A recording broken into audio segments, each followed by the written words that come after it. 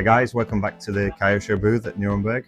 I want to take a little bit of time just to show you the first Mini Z. It's our entry into radio control, and with a price point of around about £50, 55 euros. I think it's a great introduction just to show you what it features. First Mini Z is a great entry into the Kyosho range of RC. We've got maybe 6 to 8 different vehicles, easy to enjoy. Simply 4 AA batteries will give around 60 minutes of run time. 2 in the car, 2 into the handset, and then we have a low and a high mode feature as well, just for speed.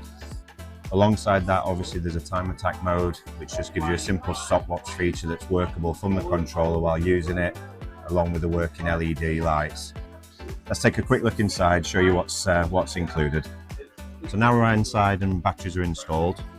Simple operation, transmitter on the rear. We've got 2 settings, low and high. Let's go for the first one.